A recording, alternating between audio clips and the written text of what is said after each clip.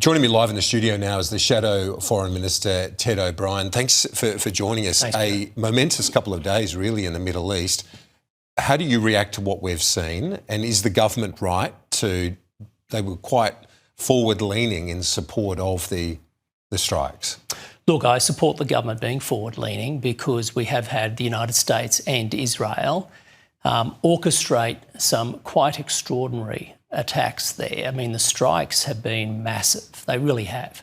When you're looking at thousands of missiles, you're looking at the sinking of ships, you're talking about taking out the entire leadership of a murderous regime, and they were orchestrating that literally within day one, early into day two. I mean, that is quite an extraordinary feat. And really, the United States and Israel were doing the heavy lifting on behalf of the free world, looking after our collective interests in that regard, and therefore they deserve our support.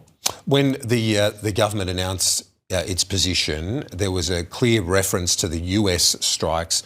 No mention of Israel. Were you surprised by that? Is that something we should read anything into? Well, I was surprised. I mean, this was a joint United States and Israel strike. Why the Prime Minister chose not to talk about Israel, I don't know, but I'll leave that for him to explain. I don't know if he just forgot, which is unlikely, but only he can answer that question, to be honest with you. On the intelligence that's been used to strike Khamenei and what we're hearing, 48 senior figures in that regime, it looks like they've not just ripped the head off the snake, but right across the board. It's a decapitation of the entire regime by the looks of it. Is that your read? Yeah, that is my read, and I shed no tears about the removal of the Ayatollah.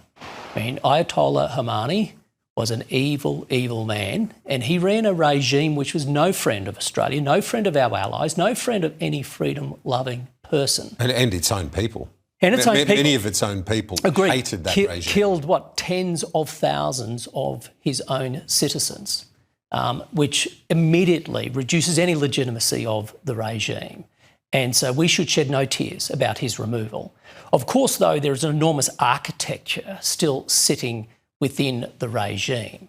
The Revolutionary Guards, the IRGC, well, they are still there and present. And so they have their own constitution. They're going through their own transition of leadership. So, of course, we are watching that very closely, as is the rest of the world, to see what now arises. The President keeps saying it's now up to you, the Iranian people, to decide and to seize control.